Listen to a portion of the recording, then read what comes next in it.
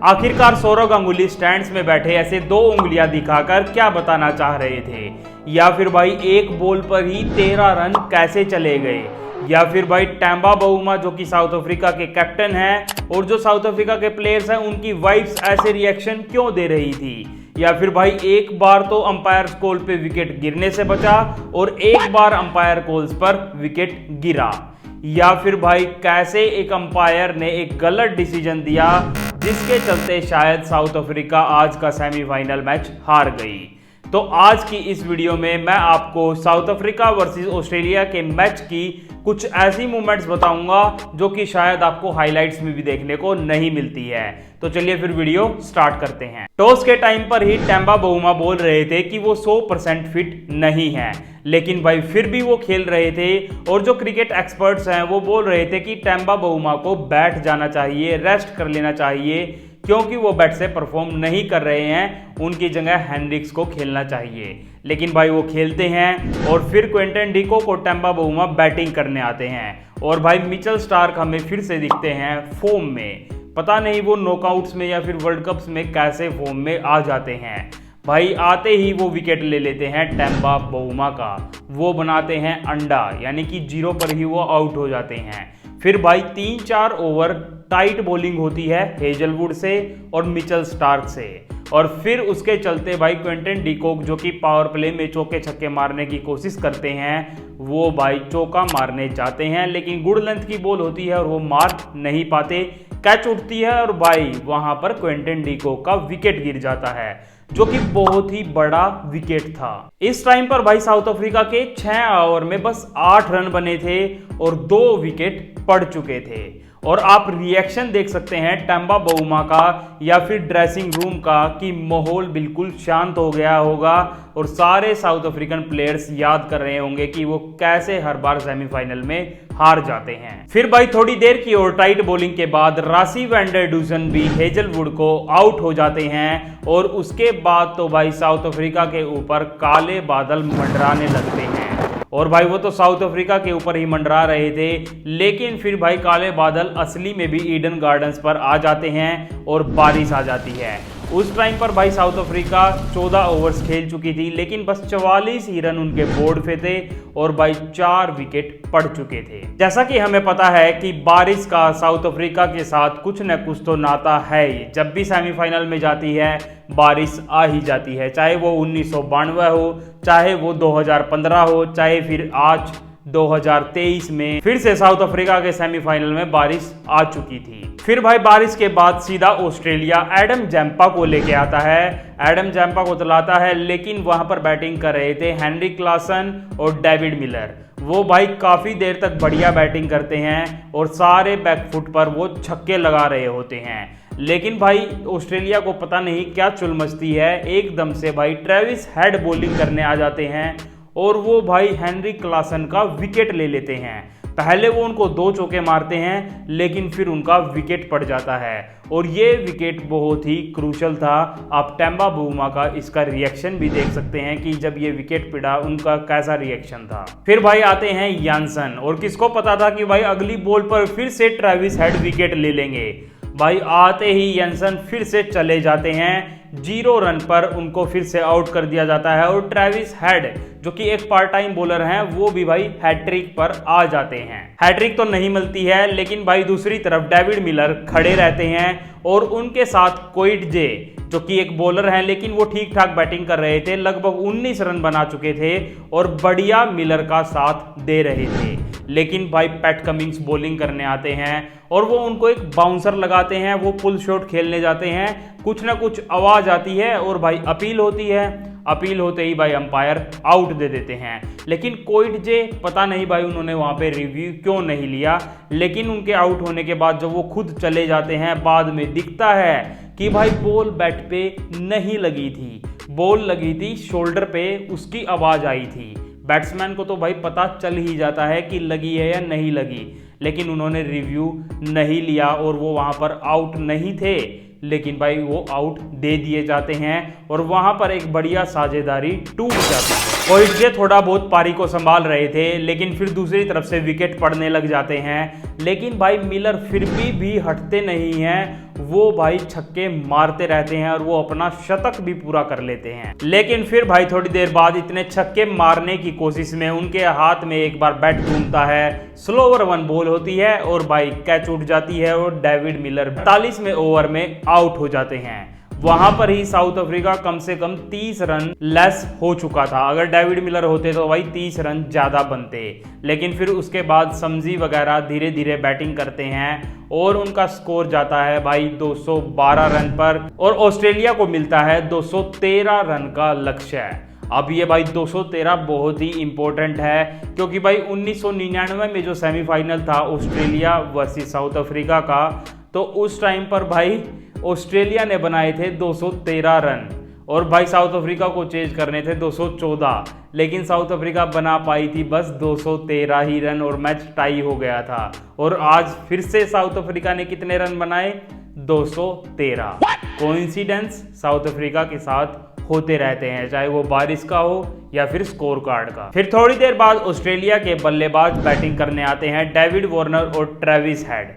भाई वो धुआंधार चौके छक्के लगाना स्टार्ट ही कर देते हैं जैसे कि रोहित शर्मा आजकल खेलते हैं। भाई वो 5.4 ओवर में ही लगभग 54 रन लगा देते हैं। ये देख के तो लग रहा था कि भाई ऑस्ट्रेलिया अभी थोड़ी देर में ही साउथ अफ्रीका को हरा देगा, लेकिन एकदम से पासा पलटता है। उसके बाद लेके आया जाता है एडन मार्करम को बॉलिंग पर, जो कि एक पार्ट टाइम बॉलर हैं, और भाई वो आउट कर देते हैं डेविड वार्नर को।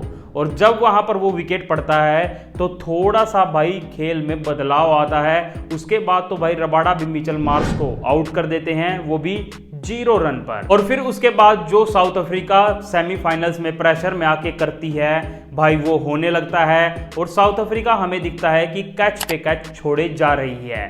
भाई ट्रेविस हेड का 40 रन पर पहला कैच छूटा, जो कि बहुत ही आसान कैच था। हेनरिक्स ने वो कैच ड्रॉप कर दिया। उसके बाद भाई क्लासन ने भी उसका कैच ड्रॉप करा, लेकिन जो बउमा या फिर कोइटजे का जो चांस था वो हाफ चांस था। लेकिन जो ये 2 कैच छूटे थे क्लासन और हेनरिक्स, ये कैच पकड़े जा सकते थे, लेकिन साउथ अफ्रीका ने ये कैच छोड़ दिए और भाई ट्रेविस हेड ने उसके बाद 50 भी लगाई। लेकिन 50 लगाने के बाद भाई थोड़ी देर में ही केशव महाराज उनको बोल्ड कर देते हैं और उस टाइम पर भाई साउथ अफ्रीका के दोनों स्पिनर केशव महाराज और तबरेज शमसी 1 नंबर की खतरनाक बॉलिंग कर रहे थे। और भाई जो स्टीव स्मिथ थे और लबुशेन थे उनको बिल्कुल बांध के रखा हुआ था। और टेम्बा बाउमा हमें दिख रहे थे, कभी तो भाई वो शॉर्ट लेग पे जा रहे थे, कभी लेग स्लिप में जा रहे थे, कभी सामने आ रहे थे। 2-2 बॉल में भाई वो फील्ड चेंज करते ही जा रहे थे क्योंकि प्रेशर ही इतना था, वो मैच जीतना चाह रहे थे।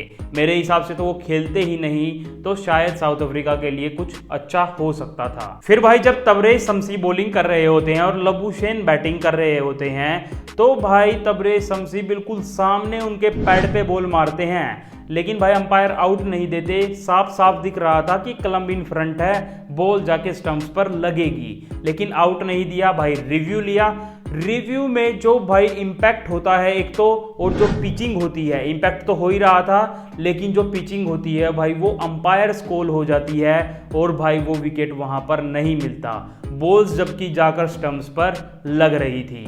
और फिर भाई उसके थोड़ी देर बाद ही अगले कुछ ओवर्स में तबरेज शमसी फिर से लबुशेन के पैड पर बॉल मारते हैं और वहां पर भाई अंपायर आउट दे देते हैं। लेकिन उस टाइम पर भाई रिव्यू लेते हैं लबुशेन और रिव्यू लेने के बाद दिखता है कि भाई बॉल बस क्लिप कर रही है स्टंप्स पर और अंपायर कॉल हो जाती है और वहां पर लबुशेन का विकेट गिर जाता है। एक बार तो अंपायर कॉल ने उनको बचाया और दूसरी बार भाई उनका विकेट ले लिया। फिर आते हैं भाई मैक्सवेल, जिसका सबको डर था कि वो मैच पलट सकते हैं, लेकिन मैच पलटने के लिए शॉट तो लगाते हैं, लेकिन भाई कुलदीप यादव की तरह ही ऐसे ही तबरेज शमसी भी उनको बोल्ड कर देते हैं।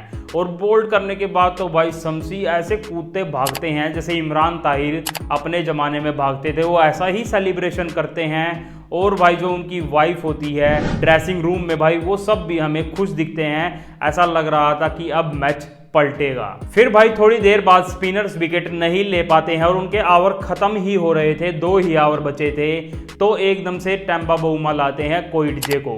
कोइटजे भाई पहला ओवर फेंकना स्टार्ट करते हैं और वो भाई लगातार 9 ओवर फेंकते हैं। एक फास्ट बॉलर, उनको क्रैम्प्स भी आ रहे थे लेकिन वो लगातार बॉलिंग कर रहे थे। ज़्यादा से ज़्यादा भाई फास्ट बॉलर 6 से 7 ओवर फेंक देता है, लेकिन कोइटजे वहाँ पर लगातार 9 ओवर फेंकते हैं। और उस लगातार 9 ओवर के स्पेल में भाई वो स्टीव स्मिथ को भी आउट कर देते हैं, जो कि लग रहा था कि भाई क्रीज पर चिपके हुए हैं। और भाई वो जोस इंग्लिश को भी आउट कर देते हैं। जब ये 2 विकेट पड़े थे तो ऐसा लग रहा था कि हाँ भाई अब साउथ अफ्रीका जीत ही जाएगा।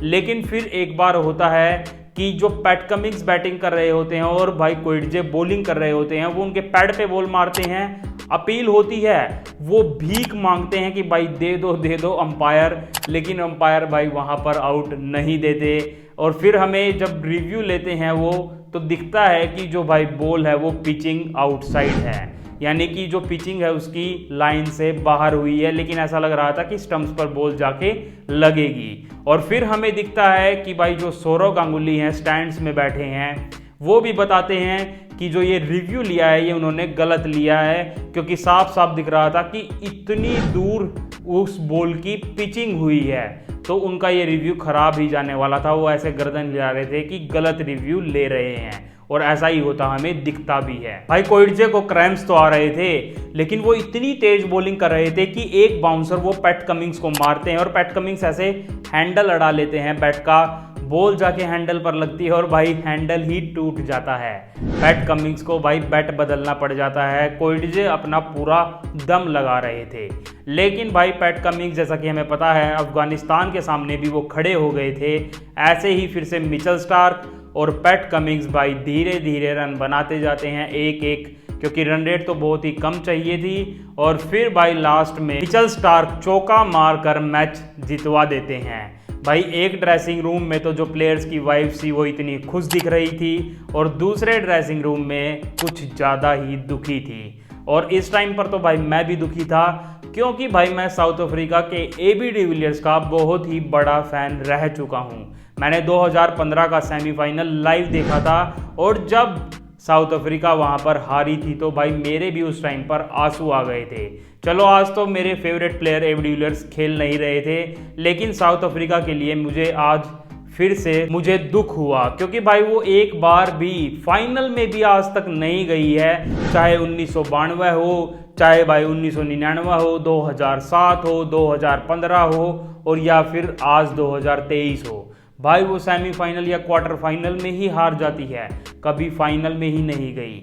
मेरे हिसाब से उनको एक वर्ल्ड कप तो चाहिए ही था, लेकिन भाई फिर दूसरी तरफ इंडिया भी है, लेकिन कम से कम साउथ अफ्रीका भाई फाइनल में तो जा ही सकती थी, बेशक से वहां से इंडिया से हार जाती। पर कोई बात नहीं भाई, फाइनल में इंडिया ही खेलेगी ऑस्ट्रेलिया के साथ, और इंडिया ऑब्वियसली जीतेगी और वो साउथ अफ्रीका का बदला जरूर लेगी। जैसे कि वो डायलॉग तो आपको पता ही होगा कि बाप का, दादा का, सबका बदला लेगा रे तेरा फैजल। तो भाई ऐसे ही साउथ अफ्रीका का जो बदला वो इंडिया लेगी अहमदाबाद में। तो चलिए वीडियो को यहीं खत्म करते हैं। अगर आपको वीडियो अच्छी लगी हो और ऐसी ऐसी मूवमेंट्स की और भी वीडियो पाना चाहते हो तो भाई मेरे चैनल को सब्सक्राइब कर दो। धन्यवाद।